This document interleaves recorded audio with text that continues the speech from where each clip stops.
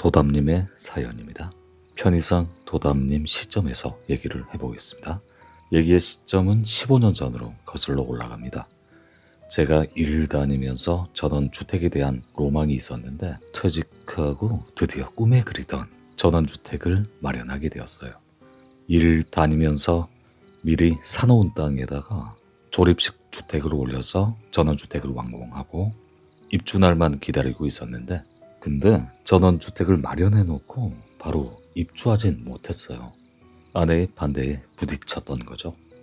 아무래도 도심 생활에 익숙한 아내가 인적 드문 시골에 들어가가지고 불편한 생활을 해야 하는데 좋아할 리는 없었겠죠. 그래서 저와 아내는 전원주택이 들어가니 마니 하면서 티격태격 자주 다퉜어요. 그러다가 저의 건강이 악화되는 바람에 결국 저희 부부는 전원주택에 들어가서 생활을 하게 됩니다. 그곳이 뷰가 엄청나게 이뻤어요. 밀양시의 외곽지였는데 전원주택 뒤쪽에는 낮은 야산이 있었고요. 그곳에서 조금만 걸어가면 개울이 흐르고 주변의 집들이 딱 10채 정도 있는 조용한 시골 마을이었습니다. 경치도 좋고 공기도 좋고 낮에는 새소리, 밤에는 풀벌레 소리가 들리는 저의 바램대로 천연 무공의 환경에서 생활하게 된 건데, 그곳에서 생활하게 되면서 저는 안 좋던 폐 건강도 많이 좋아진 것 같고요. 제 아내도 고질병인 피부염이 있거든요. 근데 이게 점점 나아지는 했어요. 그래서 정말 더할 나위 없이 행복한 전원 생활을 하고 있었습니다. 그리고 그곳에서 생활한 지 한 보름쯤 지나서였을까요? 이곳에 처음 입주할 때 떡을 돌린 이웃분들과 집 앞 마당에 모여가지고 바베큐 파티를 하게 되었거든요. 이웃 주민들과 맛있는 음식도 나눠 먹고 즐거운 대화를 나누면서 정말 분위기가 좋았었죠. 그렇게 분위기가 좋을 수밖에 없는 게 그 일대 주민분들 중 절반가량이 저처럼 도심에서 생활하다가 퇴직하시고 시골에서 정착하게 되신 분들이거든요. 그래서 서로를 누구보다 더 이해하고 의지하면서 지냈던 분들이라서 분위기가 좋을 수밖에 없었죠. 이웃 잘 만나는 것도 복이라고 하잖아요. 그렇게 다들 기분 좋게 파티를 하고 있었는데 이웃 중에 단 한 분만 유독 심각한 표정을 하시고 말없이 조용히 혼자 술만 홀짝홀짝 마시고 있는 게 눈에 좀 거슬리긴 했죠. 그 이웃분이 깎아 머리를 한 정령이라고 불리는 분이셨는데, 그분이 기분 나쁜 듯한 표정으로 한참 그렇게 술을 마시다가 얼큰하게 취하시더니만 저더러 김영 이사 온 지 얼마 안 되어가지고 내가 이 말을 안 하려고 했는데 내가 걱정돼서 하는 말이니까 오해는 말아요. 이곳이 경치도 좋고 물 좋고 민심 좋고 공기 좋고 다 좋아. 근데 한 가지 안 좋은 게 있어요. 그게 뭐냐? 김영집 터가 너무 세. 감당이 안 될 거예요. 아마 조심해야 할 거예요. 그런 말을 하는 거예요. 잠시 분위기가 좀 싸해졌지만 그냥 술 주사겠거니 그러고 넘겼죠. 그리고 또 금세 분위기가 또 좋아졌어요. 그래서 밤새 술 먹고 노래 부르고 시끌벅적하게 파티를 이어갔죠. 그렇게 그날은 기분 좋게 파티를 끝내고요. 제가 만취가 된 채로 방에 안 들어가고 거실 바닥에서 잠이 들었어요. 그렇게 잠을 잤는데 잠결에 자꾸 이상한 소리가 들려요. 그래서 잠에서 깨었는데 비몽사몽간에 잠에서 깨어가지고 내가 무슨 소리 들었던 것 같은데 도대체 이게 어디서 나는 소리지? 그러고 집 주변을 두리번 살펴보는데 딱히 별다른 소리는 더 이상 나지 않았어요. 그러고 숙취가 많이 남아있어서 거실 바닥에 또 누워 자려고 하는데 또 사람 소리가 들렸어요. 제가 새우잠을 자거든요. 그래서 옆으로 돌아서 누운 상태에서 잠을 자는데 어떤 어린 여자 꼬마애의 음성이 들리는 거예요. 추워, 추워, 배고파, 배고파. 이런 소리가 들렸어요.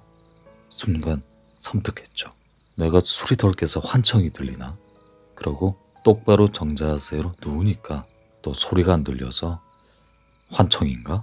그러고 다시 잠을 청했는데 정자세로 누워있다가 다시 습관적으로 다시 옆으로 돌아 누웠는데 다시 소리가 들렸어요. 베개 속에 귀를 파묻고 있으니까 추워, 배고파, 추워, 배고파. 그 소리가 들려서 너무 명확하게 들려서 화들짝 놀라서 잠이 확 달아나는 거죠. 그래서 벌떡 일어나서 방으로 들어가서 잠을 잤습니다. 그때 엄청 겁을 먹었던 거죠. 제가 잠을 자고 아침에 눈 뜨자마자 아내에게 어젯밤 겪었던 얘기를 들려줬더니 아직 술이 덜 깼냐며 핀잔을 들었어요. 전 그때까지만 해도 간밤에 제가 술이 취해가지고 헛걸 들었나 하고 그냥 넘어갔거든요. 그리고 그날 장터에 가서 텃밭에 뿌리를 씨앗하고 마당에 기를 강아지 3마리를 사가지고 집으로 돌아왔죠. 강아지 집도 짓고 텃밭도 일구고 씨앗도 뿌리고 그렇게 부지런한 하루 일과를 보내다가 저녁이 될 무렵 갑자기 장대비가 쏟아지더라고요. 그래서 하던 일을 멈추고 집 안으로 들어가서 아내가 차려준 밥상에 음식들을 반주 삼아서 막걸리를 마셨어요. 거실 창밖으로 비오는 고즈넉한 시골 풍경을 바라보면서 풍경에 취해서 한 잔, 술에 취해서 한 잔, 귀여운 마누라 잔소리에 한 잔. 그렇게 마시다가 술이 오르고 얼큰해지자 문득 어젯밤 겪었던 그 일이 떠오르는 거예요.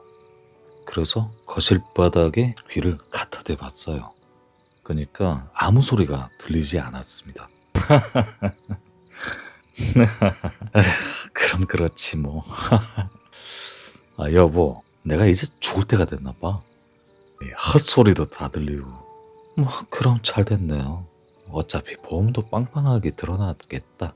아 맞다, 이참에 보험 하나 더 들어볼까? 아니 이 옆에 내가 그걸 농담이라고 해?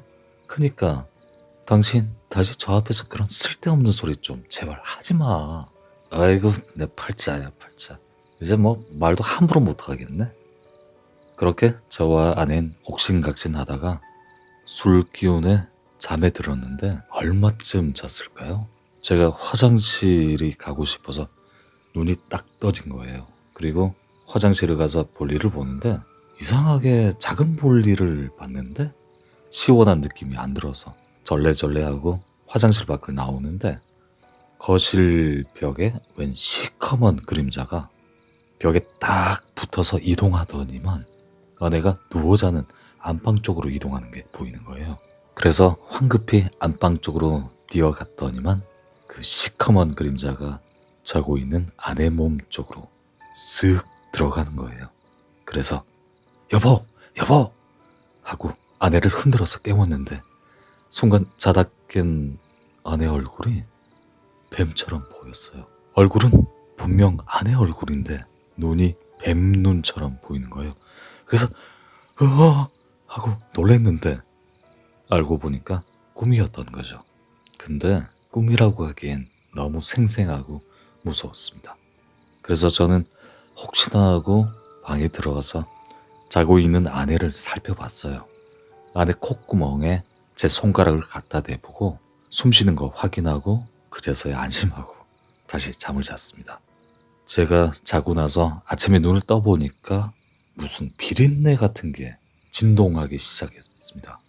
그리고 눈앞에는 말문이 막히는 귀괴한 광경이 펼쳐졌어요. 장롱문, 자개장문, 화장실문, 현관문, 집안의 무질한 문은 다 열려져 있는 거예요. 도대체 이게 뭔 상황인가? 그러고 여보 하고 불러보니까 대답도 없고 아니 이 옆에 내가 어디 간 거야 하고 다급하게 맨발로 집 앞 마당을 나가보니까 여전히 아내는 안 보였고 강아지가 낑낑대는 소리를 내더라고요. 그래서 강아지 집에 가봤더니 분명 어제까진 멀쩡하던 강아지 한 마리가 죽어 있는 거예요. 그래서 그 옆에 있는 강아지가 겁을 먹은 표정으로 낑낑대고 있었고 저는 많이 놀랬죠. 그거 보고. 근데 이상하다 생각할 겨를이 없이 서둘러서 아내를 찾아 나섰는데 제가 집 주변에 밭 주변이나 야산 근처 뭐 여기저기를 아내를 찾아 나서다가 집에서 5분 거리에 있는 냇가 근처에서 아내를 발견을 했습니다. 아내가 냇가 근처에서 누워서 기절해 있는 거예요. 잠옷 차림에 맨발 차림으로. 그 모습을 본 저는 믿어지지가 않았죠. 일단 제가 아내를 흔들어서 깨웠어요. 그러자 잠에서 깬 아내가 당황한 표정을 짓더니만 내가 왜 여기 있어? 그러는 거예요. 그러니까 아내가 아무것도 기억을 하지 못했던 거죠. 어떻게 해서 자기가 냇가에서 자고 있는지를. 아내 말을 들은 저도 이 상황이 도저히 납득이 안 가고 그때 제 머릿속이 혼란스럽기만 했었죠. 그러다가 문득 그런 생각이 들었어요. 문이 다 열려져 있었던 것도 그렇고 집 밖에 나가서 잠을 잔 것도 그렇고 아내가 혹시 몽주병이라도 있나 하고 읍내 큰 정신병원으로 데려가 봤는데 검사를 받아봐도 아무런 이상이 없는 거예요. 남들보다 조금 예민하긴 하지만 정신건강에는 아무런 이상이 없었던 거죠. 그래도 아내를 이대로 두면 큰일 나겠다 싶어가지고 처제에게 일단 전화를 했죠. 아무래도 니네 언니가 좀 이상한 것 같다. 시간 날 때 우리 집으로 와서 언니 좀 봐달라고 그랬어요. 그래서 처제가 3일 후에 휴가를 내서 오기로 했었죠. 그렇게 전 그런 일이 있고 그날부터 저는 불안감에 반일이고 뭐고 그 어떤 일도 손에 안 잡혔죠. 아무것도 못하고 그냥 집안에서 하루 종일 그냥 TV만 보면서 아내의 행동 하나하나를 유심히 살펴보고 있었던 거죠. 다행히 그때까지는 아내는 멀쩡했고요. 저는 이게 어쩌면 단순한 일시적인 해프닝이 아닐까 생각하고 긴장의 끈을 좀 놓게 되더군요. 그리고 다시 편안한 마음으로 아내가 차려준 밥상에 반찬을 안주 삼아서 막걸리를 한 잔씩 두 잔씩 하기 시작했었어요. 술이 들어가니까 다시 얼큰해지기 시작하면서 평소 무뚝뚝한 제가 아내에게 말을 걸기 시작했습니다. 영식이 엄마 괜찮아? 뭐가요? 아니 자기가 오늘 냇가에 영식이 아빠 제발 그 말 하지 말아요. 나도 지금 내가 혼란스러운데 지금은 생각조차 하기 싫어요. 그래. 난 그냥 걱정돼서. 아니야 갑자기 이런 시골 환경에 적응 안 돼서 그럴 수도 있겠지. 그치? 몰라요. 영식이 아빠 저 피곤해서 눈 좀 먼저 붙일게요. 그래 얼른 쉬어. 우리 토끼 같은 이쁜 내 마누라 나 만나서 고생이 많다. 우리 부산에 내려갈까? 주말에? 우리 주말에 부산 가서 쇼핑도 하고 좀 영화도 보고 그러자고. 아휴 술만 들어가면 저 인간 그저 평소에 아무 말도 없던 양반이 정말 짜증나게 술 취하면 얼른 잠이나 자요. 나 먼저 잘게요. 그래야 잘 자. 그렇게 저와 아내는 대화를 끝내고 저는 야구 중계를 보다가 거실에서 잠이 들었습니다. 그렇게 잠이 든 지 얼마나 지났을까요? 뭔가 킥 하는 소리가 들려서 제가 잠에서 깨었는데 방 안에서 계속 끽 드르륵 끽 드르륵 하는 소리가 들려서 얼른 정신 차리고 제가 방 안으로 들어가게 되었죠.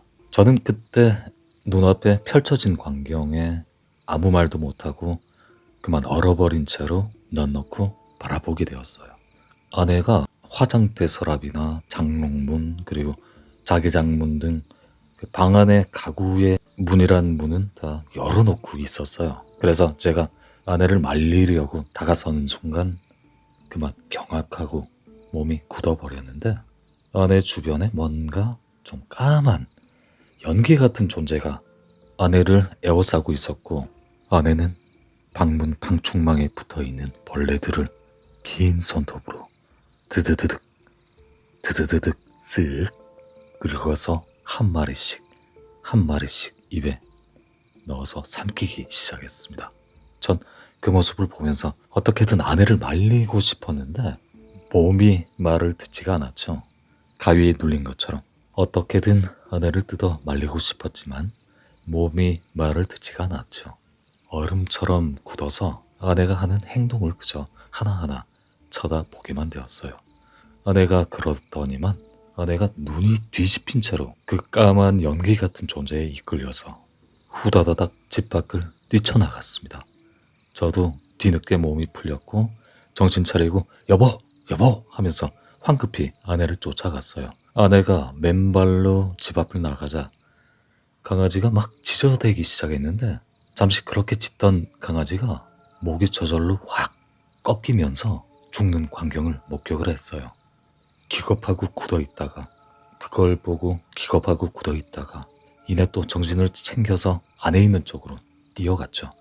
아내가 내가 쪽으로 뛰어가자 저는 아내를 쫓아 따라잡기 시작했는데 제가 아내를 붙잡자 아내는 어디서 그런 괴력이 났는지 모르겠는데 강한 힘으로 저를 뿌리치고 계속 뛰어갔습니다.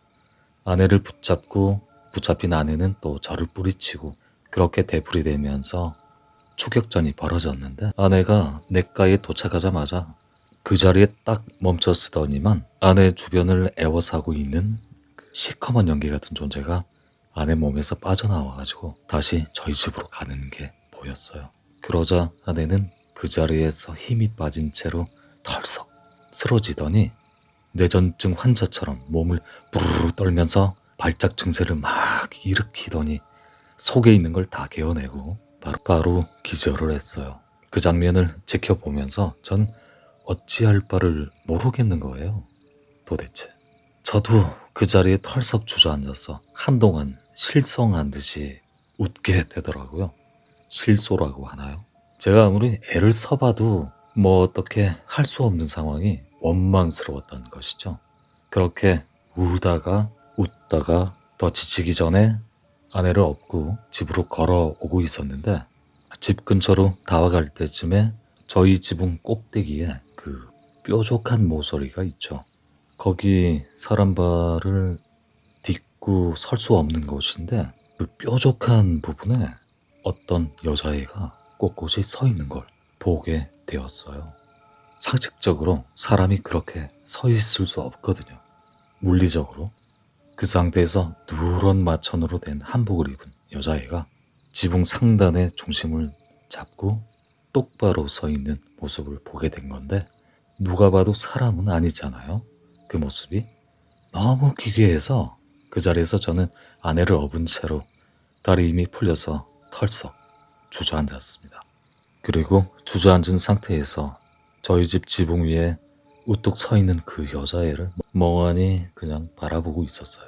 그걸 보고 뭐 무섭다거나 뭐 놀래거나 뭐 달아나야 한다는 뭐 그런 생각은 전혀 안 들고 그냥 머릿속이 백지장처럼 하얘진 상태에서 한동안 그 장면을 넉넉히 바라보고 있었어요. 그러고 있는데 강아지가 겁먹은 소리를 낑 내다가 낑낑 대다가 꽥 소리를 비명 소리를 막 내더니 죽은 거예요. 그와 동시에 지붕 위에 서 있는 그 여자의 모습은 사라졌습니다. 그러자 저도 다시 정신이 돌아왔고 아내를 다시 들쳐업고 힘겹게 집을 향해 걸어가는데 업힌 아내가 정신이 돌아온 건지 말을 하기 시작하는 거예요. 추워 배고파. 분명 제가 어제 거실에 누워 잘 때 들었던 그 소리였습니다. 저는 아무런 대꾸도 않고 애써 침착한 척하면서 아내를 업고 얼른 집까지 갔습니다. 집 앞에 가보니까 예상대로 강아지는 목이 꺾인 채로 죽어 있었어요. 장터에서 제가 사온 강아지 3마리 중에서 유일하게 살아남은 한 마리 강아지마저 죽었던 거죠. 이에 강아지가 죽은 것도 그렇고 아내가 그렇게 된 것도 다 지붕 위에 서 있는 그 여자의 귀신 때문이란 이 생각에 화가 치밀어 올라가지고 막 야!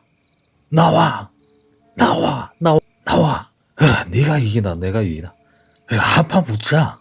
네가 이기나 내가 이기나 한번 보자. 두고 보자.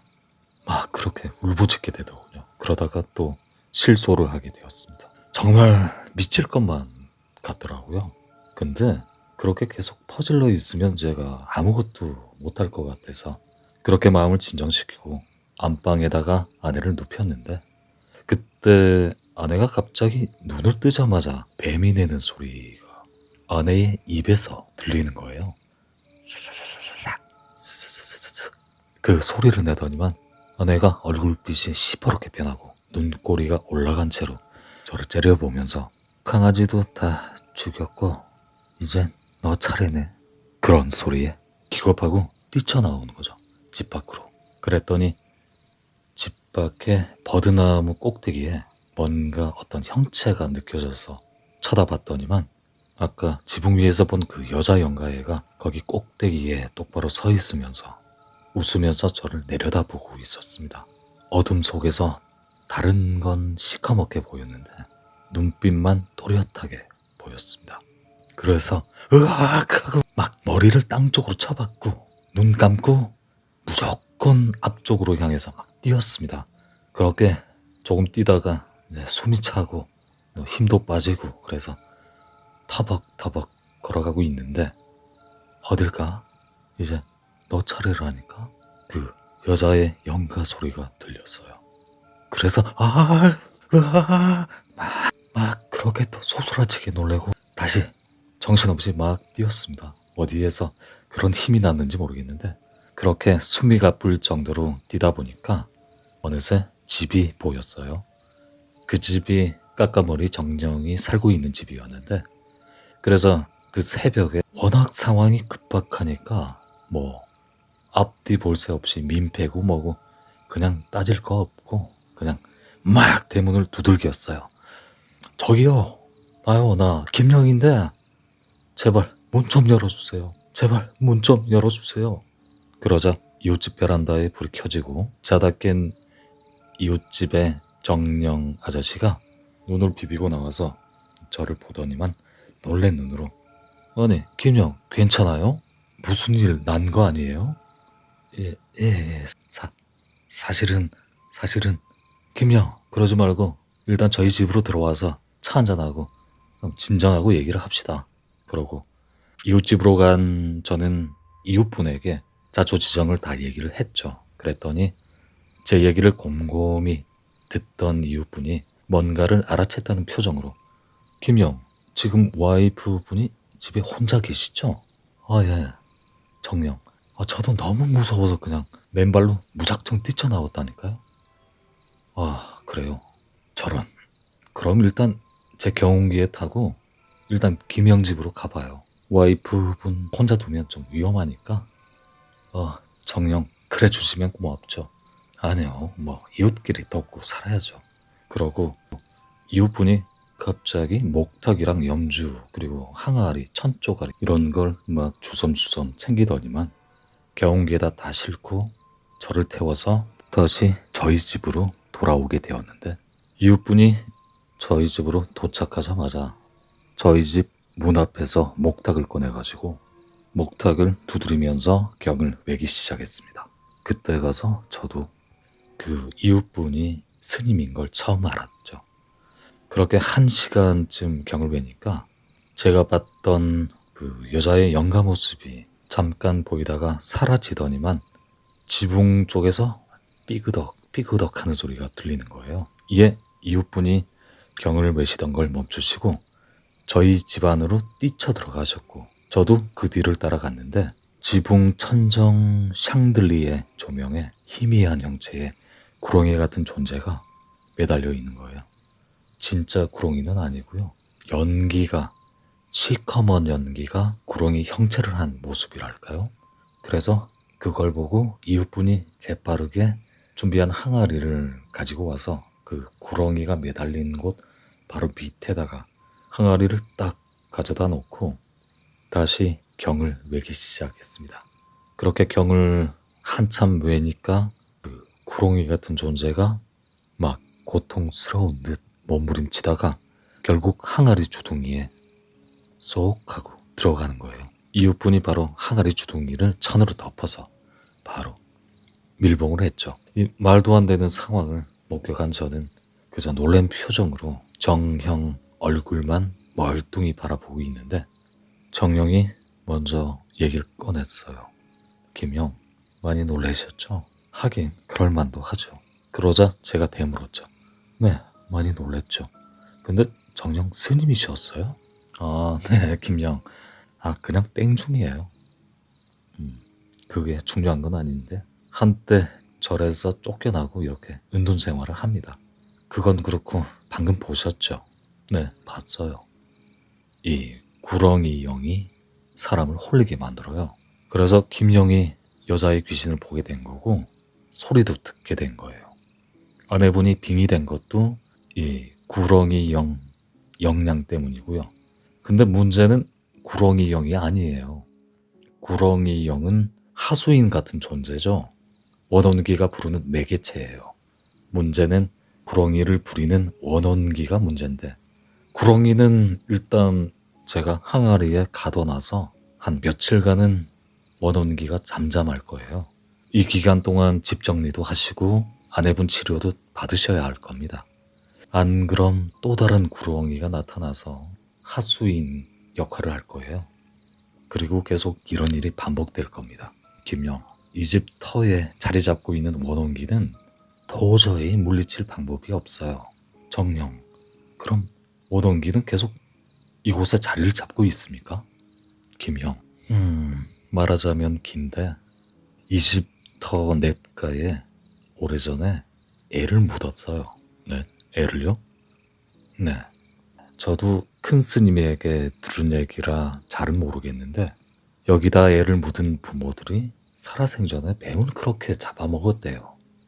뱀도 잡아먹고 또 뱀술도 담아먹고 그래서인지 애를 임신해서 낳아보니까 그의 얼굴이 뱀처럼 흉측하게 생겼더래요. 그래서 그 부모들은 그 죄 없는 애를 이곳 냇가 근처 땅에 묻었대요. 물론 부모들이 정신이 온전한 사람은 아니었겠죠.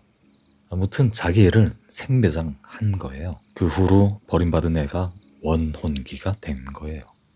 그래서 그 부모들은 원혼기의 저주를 받아서 죽게 되었죠. 그리고 여기 건물을 지은 사람들마다 병들거나 다 죽었어요. 그래서 용하다는 무당들이 막 이곳에 털을 누르려고 한동안 구토하고 노력을 많이 기울였지만 아무런 소용이 없었어요.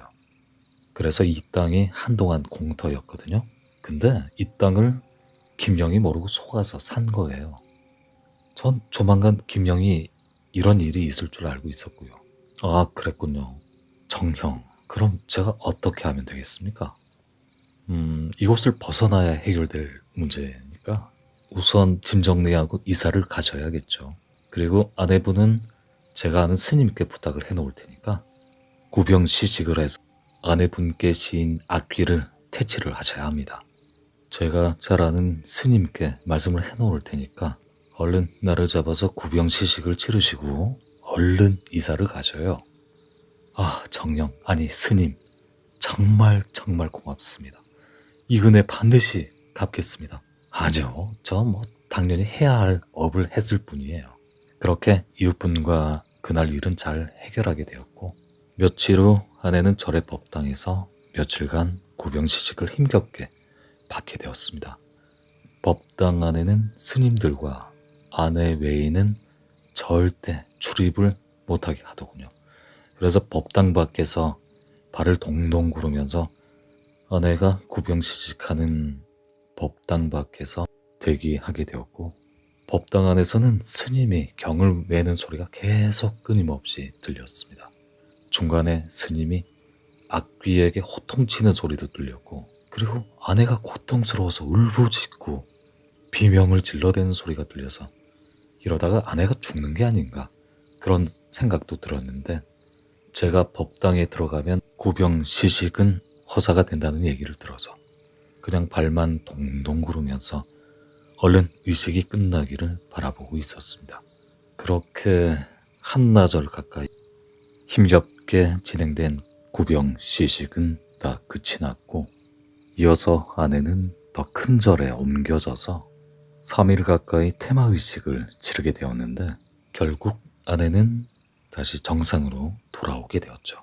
그때 정말 하루가 1년 같은 시간들이었죠. 그러고 나서 다시 이사를 가게 되었죠. 다행히 그 뒤부터는 더 이상 그런 일은 발생하지 않았습니다. 사연 제보해주신 도담님께 다시 한번 감사 말씀드립니다. 시청해주신 분들 고맙습니다. 다음 시간에 뵙겠습니다.